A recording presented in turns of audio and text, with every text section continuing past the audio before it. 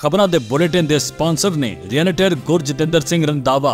हर तरह की प्रॉपर्टी खरीदण ते वेचण लई तुसी कॉल कर सकते हो।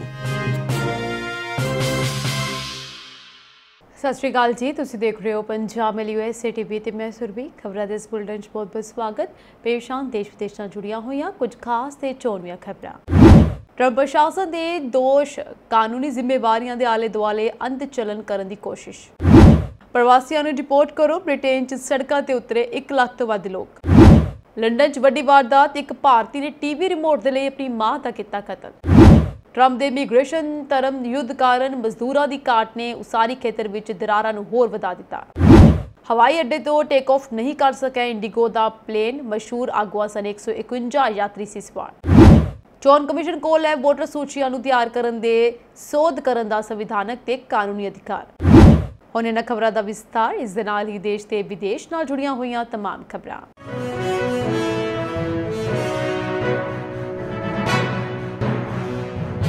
एक संघी जज ने ट्रंप प्रशासन ते दोष लगाया कि वह उन्हां कानूनी जिम्मेवारियां दे आले दुआले अंत चलन करन दी कोशिश कर रहा है जो अमेरिका नूं अफ्रीकी प्रवासियां दे एक समूह नूं काना देश निकाला देण तो बाद अत्याचार अते तशद्दद तो भज रहे लोकां दी रखिया करन लई हन, जिन्हां विच कुਝ ਨੂੰ ਹੁਣ ਉਹਨਾਂ ਦੇ ਘਰੇਲੂ ਦੇਸ਼ਾਂ ਵਿੱਚ ਵਾਪਸ ਭੇਜਿਆ ਜਾਣਾ ਹੈ।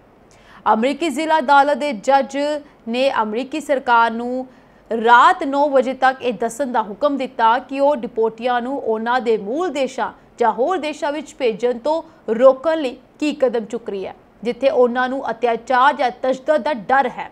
ਸੋ ਇਸ ਮਹੀਨੇ ਦੇ ਸ਼ੁਰੂ ਦੇ ਵਿੱਚ ਅਮਰੀਕਾ ਨੇ 1 ਦਰਜਨ ਤੋਂ ਵੱਧ ਗੈਰ ਕਾਨਾ ਦੇ ਨਾਗਰਿਕਾਂ ਨੂੰ ਕਾਨਾ ਭੇਜ ਦਿੱਤਾ, ਜਿਨ੍ਹਾਂ ਵਿੱਚ ਗੈਂਬੀਆ ਅਤੇ ਨਾਈਜੀਰੀਆ ਦੇ ਡਿਪੋਰਟੀ ਵੀ ਸ਼ਾਮਲ ਸਨ, ਜਿਸ ਨਾਲ ਕਾਨਾ ਟਰੰਪ ਪ੍ਰਸ਼ਾਸਨ ਦੀ ਬੇਨਤੀ ਤੇ ਇਨ੍ਹਾਂ ਅਖੌਤੀ ਤੀਜੇ ਦੇਸ਼ ਡਿਪੋਰਟੀਆਂ ਨੂੰ ਸਵੀਕਾਰ ਕਰਨ ਵਾਲਾ ਨਵੀਨਤਮ ਦੇਸ਼ ਬਣ ਗਿਆ। यानी कि काना दे विच काना वासी तां मौजूद ही सी, पर इस दे नाल ही ट्रंप प्रशासन वालों भेजे गए दूसरे देशों के प्रवासियों नूं भी काना देश ने स्वीकार किया। इस अलावा काना की सरकार ने डिपोर्टियां की पुष्टि की है। वकीलों ने एक मुकदमे विच दोष लगाया कि काना विच डिपोर्ट किए गए लोगों नूं खुले हवा विच नज़रबंद रखने वाली थां ते हथियारबंद फौजी गार्डां दे नाल घिरिया होया है अते उन्हां नूं बहुत माड़ियां स्थितियां विच रखिया गया है। अमेरिकन सिविल लिबर्टीज यूनियन के वकील ने एक सुनवाई दौरान दस्सिया है कि 4 डिपोर्ट किए गए लोगों ने इस बारे दस्सिया है कि काना उन्होंने सोमवार तक उन्होंने जद्दी देशों में वापस भेज देगा।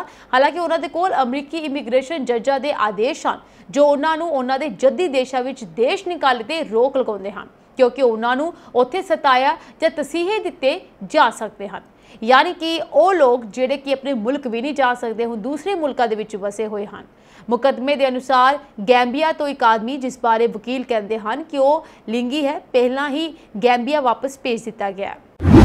बीते दिनी जिथे नेपाल ते फ्रांस के लोगों ने सड़कों ते उतर के सरकार के खिलाफ वड्डे पद्धर ते प्रदर्शन किए हैं, उत्थे ही हुण ताज़ा खबर इंग्लैंड तो सामने आ रही है, जिथे गैर कानूनी प्रवासियों खिलाफ लोग सड़कों ते उतर आए हैं। लंडन दे विच 1 लाख तो भी वध लोगों ने यूनाइट द किंगडम नां दी रैली कड्ढी, जिस दी अगवाई एंटी इमीग्रेशन के नेता टॉमी रॉबिन्सन ने की, जो कि ब्रिटेन के सब तो प्रभावशाली पर विवादपूर्ण सज्जे पक्षी नेतावां विचों एक हैं। उसका असली नाम स्टीवन क्रिस्टोफर यैक्सले लेनन है। वह मुख्य तौर पर अपनी इमीग्रेशन विरोधी अते इस्लाम विरोधी गतिविधियों लई जानिया जाता है। इस रैली के दौरान ही लंडन के वाइट हॉल विखे स्टैंड अप टू रेजिम्स प्रदर्शन चल रहा सी, जिस विच 5000 के करीब लोग शामिल थे। इस दौरान प्रदर्शनकारी हत्थां विच साडा देश सानू वापस करो ते यूनाइट द किंगडम के स्लोगन वाले पोस्टर के झंडे फड़े देखे गए। पुलिस ने इन्हां लोकां नूं यूनाइट द किंगडम रैली तो दूर रखने की कोशिश की, पर इस दौरान प्रदर्शनकारियों की पुलिस नाल झड़प हो गई, जिस कारण कई पुलिस वाले ते प्रदर्शनकारी जख्मी हो गए ते कईयां नूं गंभीर सट्टां भी लगियां। इस हिंसा च शामिल कई लोगों को गिरफ्तार भी कर लिया गया, जबकि बाकियां की पछाण की जा रही है। ये प्रदर्शनकारी ब्रिटेन दे विच गैर कानूनी प्रवासियों के खिलाफ इकट्ठे होकर आवाज़ उठा रहे हैं। वो कह रहे हैं कि प्रवासियों को देश निकाला दिता जाए तां जो देश की हालत ठीक हो सके। जानकारी अनुसार साल 2025 च हुण तक 28,000 तो वध प्रवासी इंग्लिश चैनल पार करके किश्तियां राही ब्रिटेन च दाखिल हो चुके हैं। इस दौरान हाल ही दे दिनां 'च एक प्रवासी ने एक 14 साल की नाबालग कुड़ी दे नाल जबर जनाह कीता सी, जिस कारण लोकां 'च प्रवासियों के खिलाफ गुस्सा होर वध गया ਅਤੇ ਉਹ ਹੁਣ सरकार ते प्रवासियों के खिलाफ कार्रवाई लई दबाव बनाउण दे लई सड़कां ते उतर आए हैं। इन्हां प्रदर्शनां ने सरकार नूं इमीग्रेशन नियमां नूं सख्त करन बारे सोचण दे लई मजबूर कर दिता है। विरोधी पार्टियां भी इस बारे अपनियां योजनावां बना सकदी है, क्योंकि जेकर हुण कोई ठोस कदम ना चुकिया गया तो यह प्रदर्शन होर ज़्यादा तेज़ हो सकते हैं।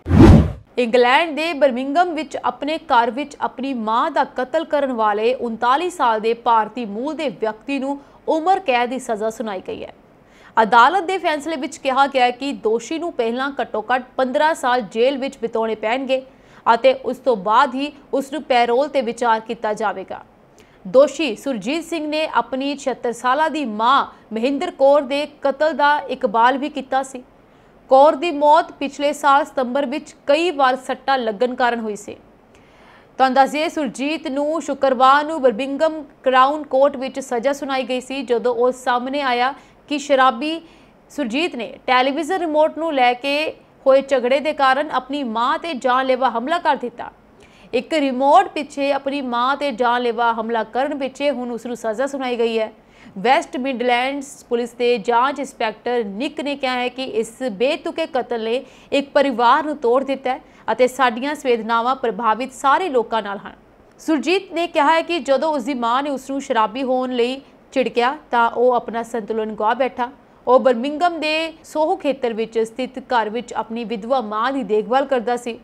सुरजीत ने हिरासत विच पुलिस नूं दस्सिया कि मेरा अजिहा करन दा कोई इरादा नहीं सी, मैं बस अपना संतुलन गवा बैठा अते गुस्से दे विच आके कदम कर दिता। पुलिस ने कहा कि महेंद्र कौर की मौत कई बार चाकू लगन कारण हुई, पर यह स्पष्ट नहीं है कि किहड़ा हथियार वरतिया गया सी अते उसने एक किस मकसद लई कीता।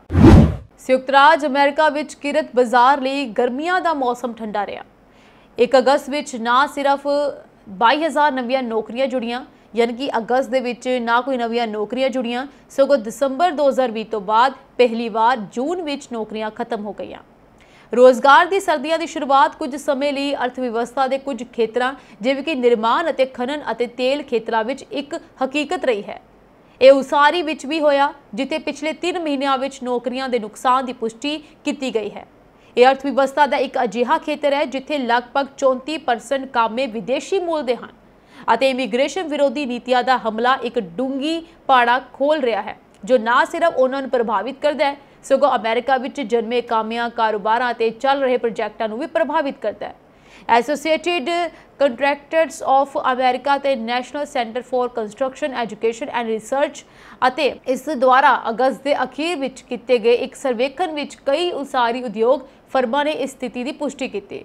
लगभग 1/3 कंपनियां ने पिछले 6 महीनों में सीधे या सीधे तौर पर इमीग्रेशन नीतियां तो प्रभावित होने की रिपोर्ट की, जिस नाल 92% उत्तरदातावां द्वारा दरपेश समस्या होर वध गई, जिन्हां ने कामे लभन विच मुश्किल की रिपोर्ट की। खास तौर पर 5% उत्तरदातावां ने कहा कि उन्हां दियां साइट्स ते इमीग्रेशन एजेंटां द्वारा छापेमारी की गई है अते वाधू 10% ने अधिकारियों द्वारा संभावित कार्रवाई दियां अफवाहां कारण अपने कामिਆਂ ਨੂੰ ਛੱਡਦੇ देखा है। छापे सिर्फ काम की इजाजत तो बिना व्यक्तियों ही प्रभावित नहीं करते। एजीसी के मुख्य अर्थशास्त्री ने इस बारे दसते हुए कहा कि काम की इजाजत वाले बहुत सारे प्रवासी इमीग्रेशन और कस्टम इनफोर्समेंट तो भी डरते हैं, क्योंकि किवें छापेमारी उन्होंने परिवारक मैंबरां या नेड़ले भाईचारिਆਂ ਨੂੰ प्रभावित कर सकती है जेकर उन्होंने सामूहिक गिरफ्तारी द्वारा घसीटिया जाता है। 20% उत्तरदातावां का कहना है कि उन्होंने उप ठेकेदारां ने भी कर्मचारियों ਨੂੰ गवा दिता। सब तो वध प्रभावित राज विच जार्जिया, वर्जीनिया, अलाबामा, नेब्रास्का अते दक्षिणी कैरोलिना हैं। फैडरल रिजर्व ने भी आइस दीयां कार्रवाइयां तो पैदा होने वाली पेचीदगी नूं स्वीकार किया। पिछले हफ्ते मुद्रा अथॉरिटी ने खेतरी आर्थिक स्थितियां ते अपनी नवीनतम रिपोर्ट अखौती बेज बुक प्रकाशित की, जिस विच इसने 12 फैड जिलियां विच किरत बाजार विच इमीग्रेशन विरोधी कार्रवाइयां पैदा करने वाली समस्यावां का एक दर्जन तो वध वार जिक्र किया। उत्तर प्रदेश के लखनऊ हवाई अड्डे ते एक दिल दहला देने वाला दृश्य देखने को मिला। इत्थे दिल्ली जा रही इंडिगो की एक उड़ान टेक ऑफ दौरान रनवे ते रुक गई। कैप्टन ने समय सिर जहाज़ नूं रोकिया अते 151 यात्रियों की जान बचाई। समाजवादी पार्टी के संसद मैंबर अते समाजवादी पार्टी के प्रधान ਅਖਿਲੇਸ਼ ਯਾਦਵ ਦੀ ਪਤਨੀ ਡਿੰਪਲ ਯਾਦਵ ਵੀ ਇਸ ਜਹਾਜ਼ ਵਿੱਚ ਮੌਜੂਦ ਸੀ। ਸੂਤਰਾਂ ਦੇ ਅਨੁਸਾਰ ਜਹਾਜ਼ ਨੇ ਰਨਵੇ ਤੇ ਰਫ਼ਤਾਰ ਫੜ ਲਈ, ਪਰ ਫਿਰ ਵੀ ਹਵਾ ਵਿੱਚ ਉਡਾਨ ਨਹੀਂ ਭਰ ਸਕਿਆ। ਫਲਾਈਟ ਦੇ ਕੈਪਟਨ ਨੇ ਸੂਝ-ਬੂਝ ਨਾਲ ਰਨਵੇ ਖਤਮ ਹੋਣ ਤੋਂ ਪਹਿਲਾਂ ਹੀ ਜਹਾਜ਼ ਨੂੰ ਰੋਕ ਲਿਆ। ਇਸ ਘਟਨਾ ਕਾਰਨ ਜਹਾਜ਼ ਵਿੱਚ ਮੌਜੂਦ ਯਾਤਰੀ ਘਬਰਾ ਗਏ। ਹਾਲਾਂਕਿ ਸਾਰੇ ਯਾਤਰੀ ਸੁਰੱਖਿਅਤ ਹਨ। ਬਾਅਦ ਵਿੱਚ 에ਅਰਲਾਈਨ ਨੇ ਸਾਰਿਆਂ ਨੂੰ ਇੱਕ ਹੋਰ ਫਲਾਈਟ ਰਾਹੀਂ ਦਿੱਲੀ ਭੇਜ ਦਿੱਤਾ। ਹਾਲ ਹੀ ਵਿੱਚ ਸੂਰਤ ਤੋਂ ਦੁਬਈ ਜਾਣ ਵਾਲੀ ਇੰਡੀਗੋ ਦੀ ਇੱਕ ਫਲਾਈਟ ਨੂੰ ਉਡਾਨ ਦੌਰਾਨ ਤਕਨੀਕੀ ਸਮੱਸਿਆ ਕਾਰਨ ਅਹਿਮਦਾਬਾਦ ਦੇ ਸਰਦਾਰ ਵੱਲਭ ਭਾਈ ਪਟੇਲ ਅੰਤਰਰਾਸ਼ਟਰੀ ਹਵਾਈ ਅੱਡੇ ਵੱਲ ਮੋੜਨਾ ਪਿਆ ਸੀ। ਇਸ ਜਹਾਜ਼ ਵਿੱਚ 170 ਤੋਂ ਵੱਧ ਯਾਤਰੀ ਸਵਾਰ ਸਨ। ਅਧਿਕਾਰੀਆਂ ਨੇ ਕਿਹਾ ਕਿ ਇਹ ਐਮਰਜੈਂਸੀ ਲੈਂਡਿੰਗ ਨਹੀਂ ਸੀ, ਪਰ ਤਕਨੀਕੀ ਸਮੱਸਿਆ ਕਾਰਨ ਸੁਰੱਖਿਅਤ ਸੰਚਾਲਨ ਨੂੰ ਯਕੀਨੀ ਬਣਾਉਣ ਦੇ ਲਈ ਇੱਕ ਕਦਮ ਚੁੱਕਿਆ ਗਿਆ ਸੀ। ਹਵਾ ਵਿੱਚ ਉਡਾਨ ਦੌਰਾਨ ਜਹਾਜ਼ ਵਿੱਚ ਕੁਝ ਤਕਨੀਕੀ ਸਮੱਸਿਆਵਾਂ ਆਈਆਂ। ਇਸ ਕਾਰਨ ਪਾਇਲਟ ਨੇ ਸੂਰਤ ਤੋਂ ਦੁਬਈ ਦੀ ਬਜਾਏ ਅਹਿਮਦਾਬਾਦ ਵਿੱਚ ਜਹਾਜ਼ ਨੂੰ ਉਤਾਰਨ ਦਾ ਫੈਸਲਾ ਕੀਤਾ। ਅਧਿਕਾਰੀਆਂ ਨੇ ਸਪਸ਼ਟ ਕੀਤਾ ਕਿ ਫੈਸਲਾ ਯਾਤਰੀਆਂ ਦੀ ਸੁਰੱਖਿਆ ਨੂੰ ਧਿਆਨ ਵਿੱਚ ਰੱਖਦੇ ਹੋਏ ਲਿਆ ਗਿਆ ਸੀ। ਇੰਡੀਗੋ 에ਅਰਲਾਈਨਸ ਨੇ ਤੁਰੰਤ ਇੱਕ ਹੋਰ ਜਹਾਜ਼ ਦਾ ਪ੍ਰਬੰਧ ਕੀਤਾ ਤਾਂ ਜੋ ਸਾਰੇ ਯਾਤਰੀ ਸੁਰੱਖਿਅਤ ਢੰਗ ਨਾਲ ਦੁਬਈ ਵਿੱਚ ਆਪਣੀ ਮੰਜ਼ਿਲ ਤੇ ਪਹੁੰਚ ਸਕਣ। ਯਾਤਰੀਆਂ ਨੂੰ ਕਿਸੇ ਵੀ ਤਰ੍ਹਾਂ ਦੀ ਸੱਟ ਜਾਂ ਅਸੁਵਿਧਾ ਦਾ ਸਾਹਮਣਾ ਨਹੀਂ ਕਰਨਾ ਪਿਆ। ਭਾਰਤੀ ਚੋਣ ਕਮਿਸ਼ਨ ਨੇ ਸੁਪਰੀਮ ਕੋਰਟ ਨੂੰ ਦੱਸਿਆ ਕਿ ਦੇਸ਼ ਵਿੱਚ ਸਮੇਂ-ਸਮੇਂ ਤੇ ਵੋਟਰ ਸੂਚੀਆਂ ਦੀ ਵਿਸ਼ੇਸ਼ ਮੁੜ ਸੁਧਾਈ ਯਾਨੀ ਕਿ SIR ਕਰਵਾਉਣ ਦਾ ਕੋਈ ਵੀ ਨਿਰਦੇਸ਼ ਉਹਨਾਂ ਦੇ ਵਿਸ਼ੇਸ਼ ਅਧਿਕਾਰ ਖੇਤਰ ਵਿੱਚ ਦਖਲਅੰਦਾਜ਼ੀ ਹੋਵੇਗਾ। ਸੁਪਰੀਮ ਕੋਰਟ ਵਿੱਚ ਜਵਾਬੀ ਹਲਫਨਾਮਾ ਦਾਖਲ ਕਰਦਿਆਂ ਚੋਣ ਕਮਿਸ਼ਨ ਨੇ ਕਿਹਾ ਕਿ ਕਿਸੇ ਹੋਰ ਅਥਾਰਟੀ ਦੇ ਦਖਲ ਬਿਨਾਂ ਸੋਧ ਦੀ ਨੀਤੀ ਤੇ ਉਸ ਦਾ ਪੂਰਾ ਅਧਿਕਾਰ ਹੈ। ਹਲਫਨਾਮੇ 'ਚ ਇਹ ਵੀ ਕਿਹਾ ਗਿਆ ਕਿ ਚੋਣ ਕਮਿਸ਼ਨ ਕੋਲ ਵੋਟਰ ਸੂਚੀਆਂ ਦੀ ਤਿਆਰੀ ਅਤੇ ਸੁਧਾਈ ਦੀ ਸੰਵਿਧਾਨਕ ਅਤੇ ਕਾਨੂੰਨੀ ਤਾਕਤ ਵੀ ਹੈ।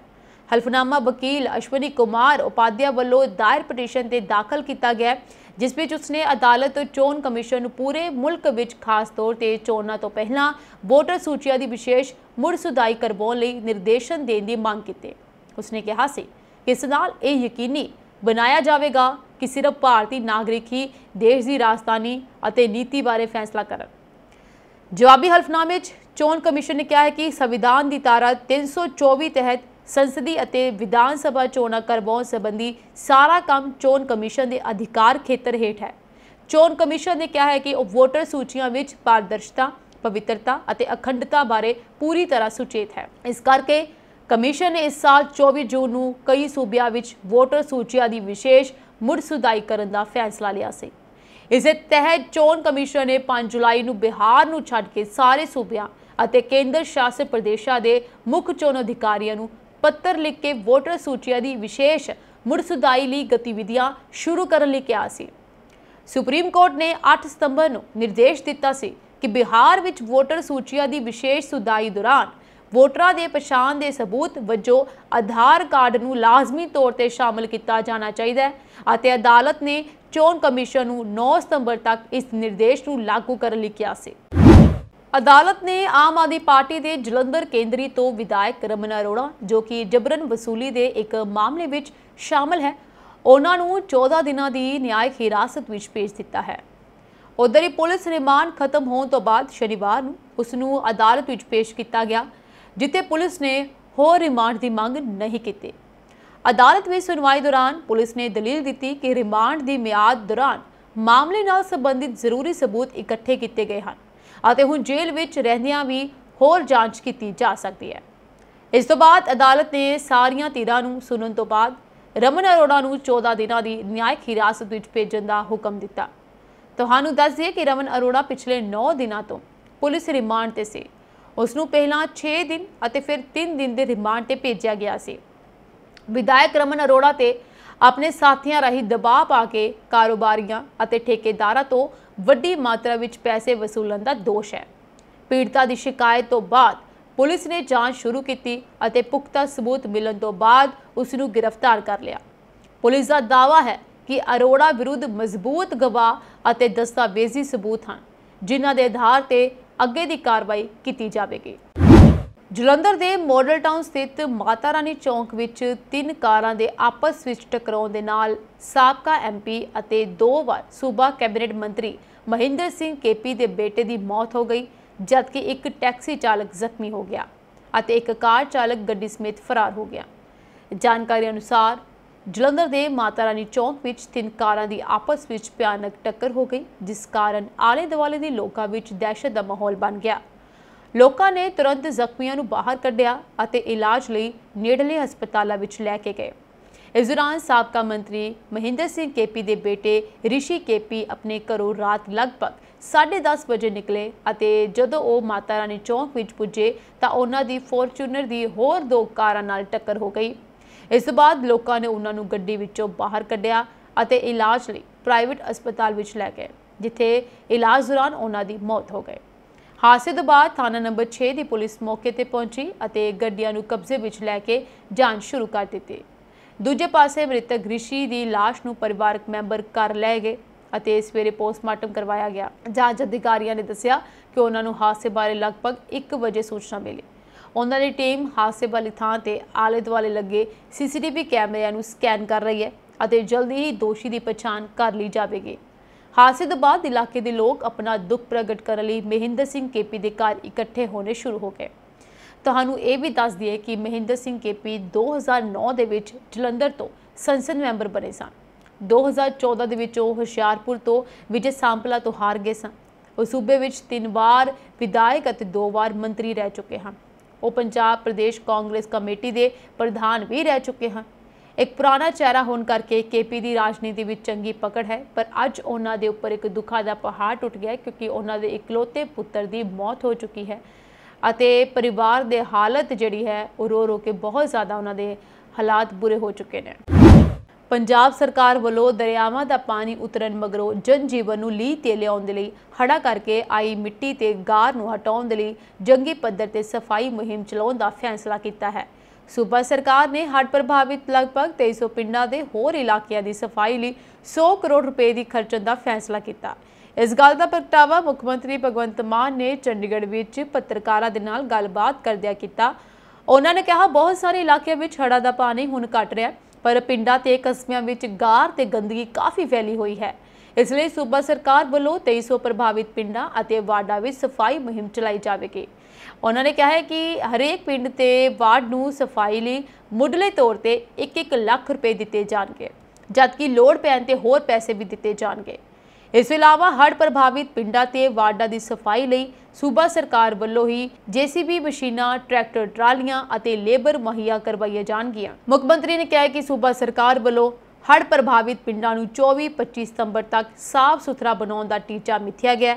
ਇਸ ਦੇ ਨਾਲ ਹੀ 15 ਅਕਤੂਬਰ ਤੱਕ ਪਿੰਡਾਂ ਵਿੱਚ ਸਕੂਲ, ਧਰਮਸ਼ਾਲਾਵਾਂ, ਆਂਗਣਵਾੜੀ ਕੇਂਦਰਾਂ ਜਾਂ ਪੰਚਾਇਤ ਭਵਨਾਂ ਵਰਗੀਆਂ ਸਾਂਝੀਆਂ ਥਾਵਾਂ ਨੂੰ ਸਾਫ਼ ਕੀਤਾ ਜਾਵੇਗਾ, ਜਦਕਿ 22 ਅਕਤੂਬਰ ਤੱਕ ਸੂਬੇ ਦੇ ਛੱਪੜਾਂ ਦੀ ਸਫਾਈ ਦਾ ਕਾਰਜ ਨੇਪਰੇ ਚਾੜਿਆ ਜਾਵੇਗਾ।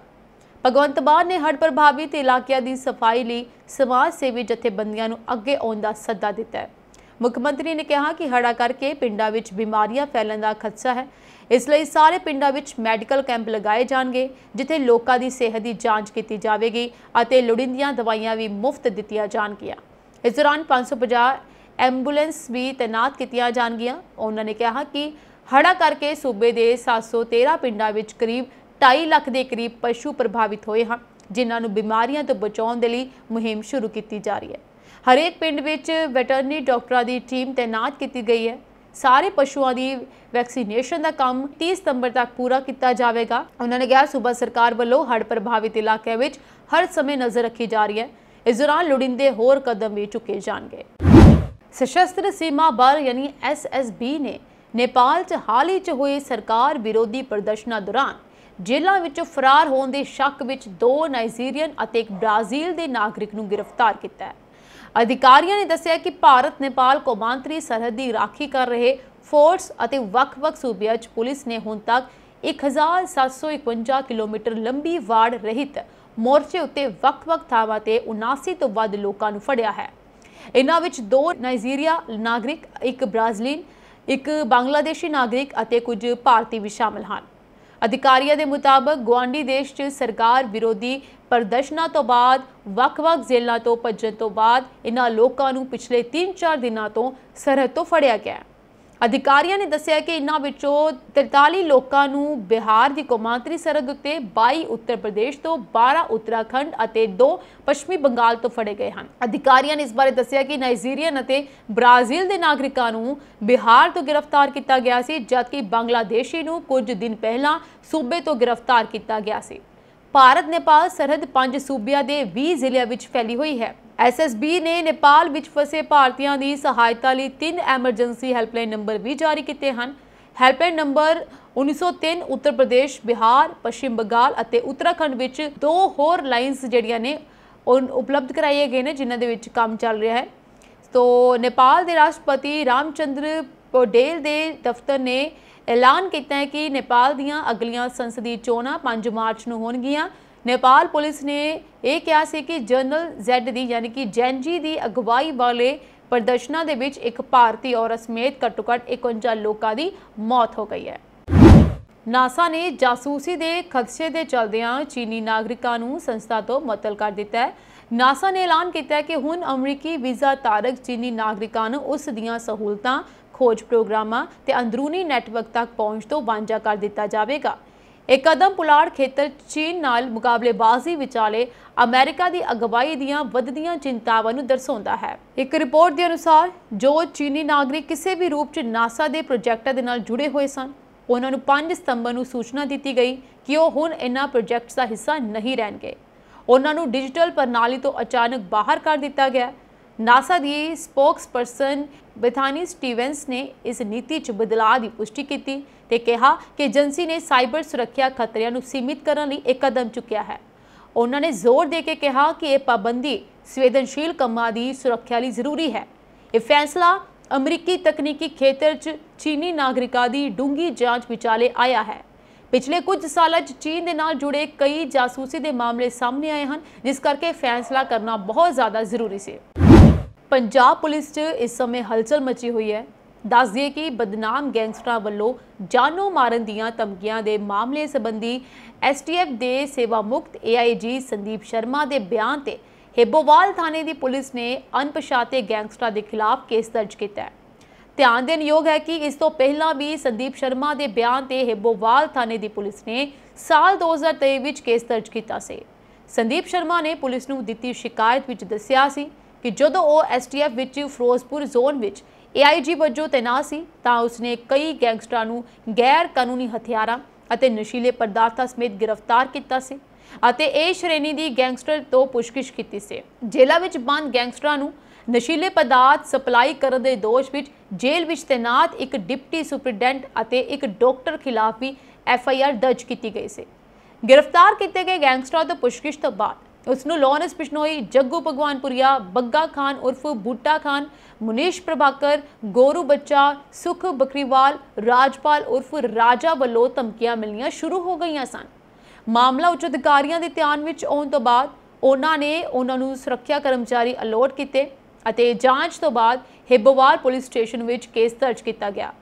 जांच दौरान पुलिस ने 2 गैंगस्टर बग्गा खान और मुनीश प्रभाकर को गिरफ्तार किया, पर इस तो बाद उन्होंने उपरोक्त बदनाम गैंगस्टर तो WhatsApp से धमकियां मिलनियां शुरू हो गई और उन्होंने उसते 2वां गिरफ्तार गैंगस्टर विरुद्ध दर्ज FIR रद्द करने लिए दबाव पाना शुरू कर दिता, जिस कारण उन्होंने स्थानक पुलिस अधिकारियों को शिकायत की, पर 10 महीनों तक भी उन्होंने शिकायत नहीं सुनी गई। कोई सुनवाई ना होने करके उन्होंने तत्काली DGP नूं भी शिकायत की, जिन्होंने स्थानक अधिकारियों को निर्देश दिए, पर फिर भी कोई सुनवाई नहीं हुई।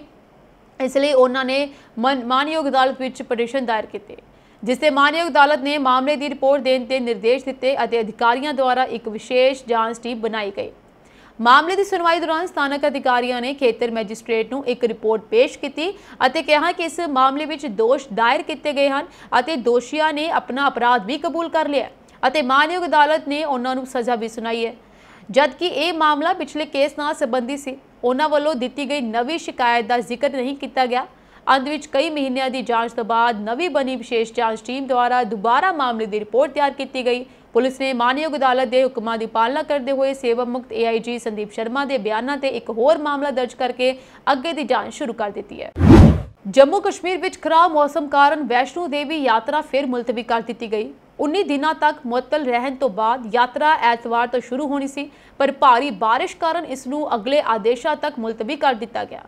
26 अगस्त को मंदिर नूं जाण वाले रास्ते से जमीन खिसकन कारण 34 श्रद्धालुओं की मौत हो गई सी।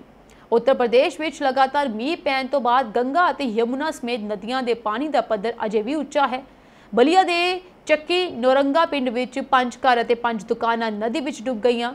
ਇਸ ਮੌਨਸੂਨ ਸੀਜ਼ਨ ਵਿੱਚ ਰਾਜ ਵਿੱਚ 654.2 ਮਿਲੀਮੀਟਰ ਬਾਰਿਸ਼ ਹੋਈ ਹੈ, ਜਦਕਿ 679.3 ਮਿਲੀਮੀਟਰ ਦੀ ਔਸਤ ਬਾਰਿਸ਼ ਨਾਲੋਂ 4% ਘੱਟ ਹੈ।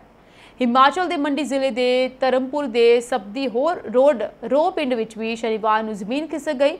ਬਲਵਾ ਕਈ ਘਰਾਂ ਤੱਕ ਪਹੁੰਚ ਗਿਆ। 8 ਘਰਾਂ ਨੂੰ ਵੀ ਖਾਲੀ ਕਰਵਾਇਆ ਗਿਆ। ਸੂਬੇ ਵਿੱਚ ਮੀਂਹ ਅਤੇ ਹੜ੍ਹਾਂ ਕਾਰਨ ਮਰਨ ਵਾਲਿਆਂ ਦੀ ਗਿਣਤੀ 386 ਤੱਕ ਪਹੁੰਚ ਗਈ ਹੈ। ਰਾਜ ਵਿੱਚ 12 ਸਤੰਬਰ ਤੱਕ 133% ਵੱਧ ਬਾਰਿਸ਼ ਦਰਜ ਕੀਤੀ ਗਈ। ਇਸ ਸਮੇਂ ਦੌਰਾਨ 64.6 ਮਿਲੀਮੀਟਰ ਬਾਰਿਸ਼ ਦੇ ਮੁਕਾਬਲੇ 150.4 ਮਿਲੀਮੀਟਰ ਬਾਰਿਸ਼ ਦਰਜ ਕੀਤੀ ਗਈ। ਮੌਨਸੂਨ ਐਤਵਾਰ ਤੋਂ ਰਾਜਸਥਾਨ ਦੇ ਪੱਛਮੀ ਹਿੱਸੇ ਤੋਂ ਨਿਕਲਦਾ ਸ਼ੁਰੂ ਹੋ ਗਿਆ, ਪਰ ਮੱਧ ਪ੍ਰਦੇਸ਼ ਵਿੱਚ 2 ਹਫ਼ਤੇ ਹੋਰ ਲੱਗ ਸਕਦੇ ਹਨ। ਮੌਸਮ ਵਿਭਾਗ ਦੇ ਅਨੁਸਾਰ 16 ਤੋਂ 22 ਸਤੰਬਰ ਦੇ ਵਿਚਕਾਰ ਰਾਜ ਦੇ ਮਾਲਵਾ ਨਿਮਾਰ ਖੇਤਰ ਵਿੱਚ ਬਾਰਿਸ਼ ਦਾ ਇੱਕ ਹੋਰ ਦੌਰ ਸ਼ੁਰੂ ਹੋਣ ਦੀ ਸੰਭਾਵਨਾ ਹੈ।